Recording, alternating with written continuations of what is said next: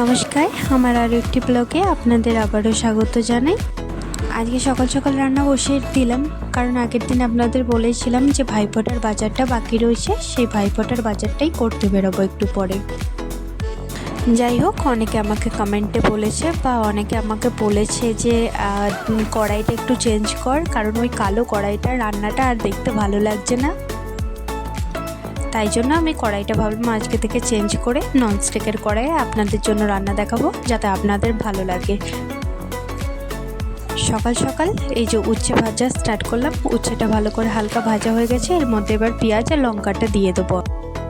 অনেকেই আমাকে বলেছে যে তুমি যেরকমই ব্লগ বানাও অন্তত ডেলি ব্লগ দাও। দেখো, আমি তো রোজ নিশ্চয়ই মাংস বা পোলাও এই রান্নাগুলো করি না, আর আমরা প্রত্যেক দিন মাংস বা পোলাও খাইও না। তাই আমি যা যা রান্না করি আমি সেরকমই দেখাবো। সেরকমই দেখতে চাইলে অবশ্যই আমাকে কমেন্ট করবেন। চলুন, উচ্ছে ভাজাটা হয়ে গেছে, এবার একটুখানি হালকা কড়াইয়ে তেল দিয়ে পটলগুলো ভেজে নেব।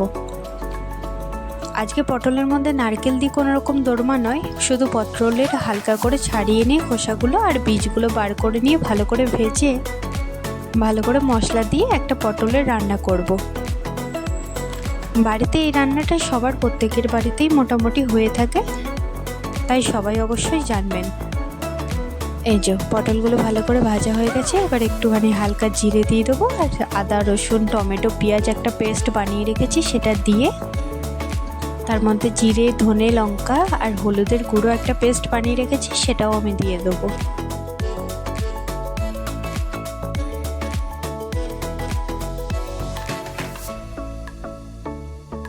মশলাটা ভালো করে কষিয়ে নিয়েছি, আর কাঁচা গন্ধটাও চলে গেছে। এর মধ্যে ভালো করে একটু গরম জল করে রেখেছিলাম, গরম জলটা দিয়ে দিয়েছি। এবার একটুখানি ফুটিয়ে নিলেই আমার হয়ে যাবে পটলের তরকারি।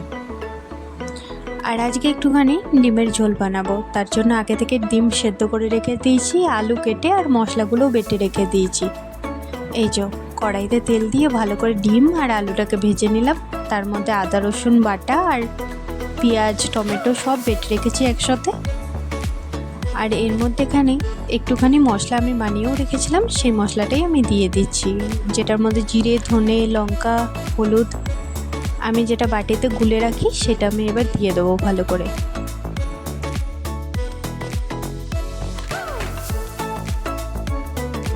এই যে হয়ে গেছে, এবার আধভিককে খাইয়ে আমরাও খেয়ে মোটামুটি বিকেলের মধ্যে বেরিয়ে যাব। চলুন, বেরিয়ে পড়েছি। এবার যাচ্ছি আসানসোল। ফার্স্টেই যাব এম বাজার, কারণ ওখান থেকে আমার জামাগুলো কেনার আছে। তো জামা প্যান্ট কিনে আমি চলে এসেছি এখানে বাজার করতে। দেখুন দিওয়ালির কি দারুণ দারুণ প্রদীপগুলো বেরিয়েছে। আমি দিওয়ালিতে মূলত আমার বাড়ি চলে যাই, তাই এখানে সেরকম কিছু দিওয়ালির কেনা হয় না। এত দারুণ দারুণ বাজারে ছোট ছোট জিনিসগুলো দেখতে এত সুন্দর লাগে না। আর এই ননস্টিকের ছোট ছোট কড়াই বা ছোট ছোট সব জিনিসগুলো সত্যিই সুন্দর লাগে। এই যে এই প্রদীপগুলো কত সুন্দর লাগছে, বেশি দামও নয়। দেখুন,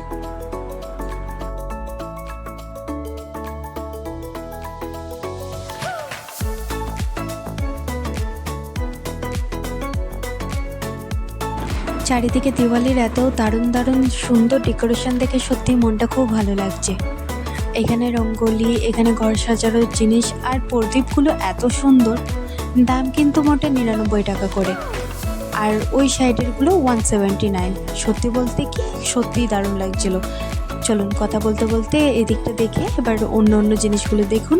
এত সুন্দর কিউট বালতিটা, সত্যি বলতে কি মেয়েদের এইসব জিনিস দেখলেই মনে হয় সব কিছু নেবো। আমি এখানে এসেছিলাম কিছু কন্টেনার নিতে, তো কন্টেনারগুলো আমি দেখছিলাম। আর এখানে না এত সুন্দর সুন্দর বাস্কেটের পাড়া ঝুড়ি রাখা আছে। আমি ভাবলাম একটা বাস্কেট নেবো ডিম রাখার জন্য। সত্যি বলতে আধভিকের এই বাস্কেটটা নিলাম একটা ছোট, আর দুটো কাপ নিয়েছি, যেটা চীনামাটির মতো মাটির ভাঁড়ের মতো দেখতে। এইখানের পুতুলগুলো দেখে সত্যি বলতে কি আমার এখনও নিতে মন চাইছে।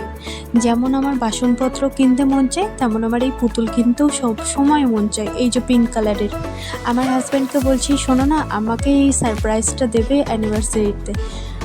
তো যাই হোক, আদ্বিক এখান থেকে কিছু বন্দুক কিনলো। এই যে এই ছোট ছোট কড়াই বা ছোট ছোট হাতাগুলো দেখে এত সুন্দর লাগছে।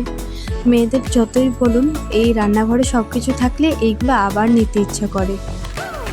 এই যে ছোট ছোট বাটিগুলো এত দারুণ লাগছে দেখতে, আর এই ছোট কড়াইটা লুচি ভাজার জন্য এত সুন্দর লাগবে দেখতে। সত্যি বলতে পরের বার এলে এই কড়াইটা আমি অবশ্যই নেবো।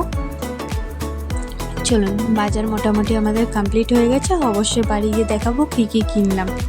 তো আদ্বিক বলছে এখন বিরিয়ানি খেতে যাবে, তাই ওকে নিয়ে বিরিয়ানি খেতে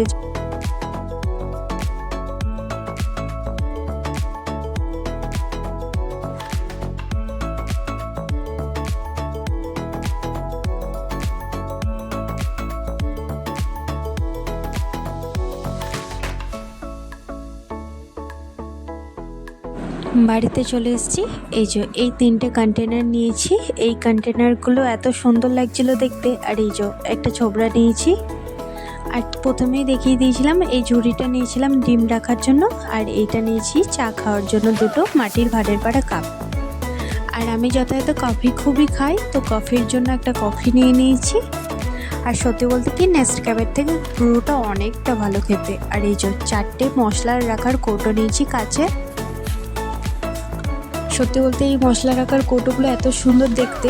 যাই হোক, আর এই যে আদ্বিকের জন্য একটা ডার্ক ফ্যান্টাসি বিস্কুট, ও এই বিস্কুটটা খেতেই খুবই ভালোবাসে। আর ভাইফোঁটার জন্য আমি সবার জন্য জামা নিয়ে নিয়েছি। এই যে জামা আর একটা গেঞ্জি নিয়েছি আমার ভাইয়ের জন্য, ওর জন্য জামা নিয়ে নিই। জামাগুলো দেখতে সত্যিই সুন্দর লাগছে, আর কালারগুলো খুবই মিষ্টি। তো এই যে আদ্বিক নিচে এই বন্দুকটা। যাই হোক, আদ্বিক এসে প্রথমেই ঘুমিয়ে গেছে, তো ও ঘুমাচ্ছে, ঘুমাক, আমি চারিদিকটা গুছিয়ে নিই।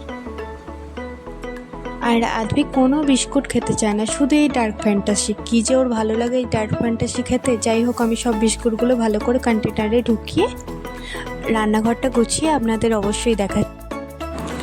আমার না রাত্রিবেলা রান্নাঘরটা একদম গুছানো দেখতেই ভালো লাগে। আমি যত কাজই থাকুক, আমি রান্নাঘরটা পুরোপুরি গুছিয়েই ঘুমাতে যাই।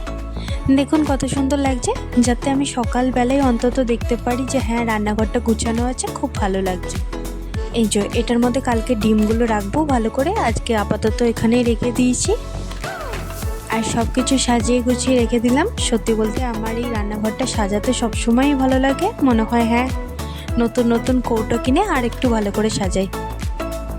আর কীরকম ভিডিও অবশ্যই দেখতে চান অবশ্যই কমেন্টে জানাবেন। ভালো লাগলে অবশ্যই একটা লাইক করে দেবেন। ভালো থাকবেন, সুস্থ থাকবেন, সাবধানে থাকবেন।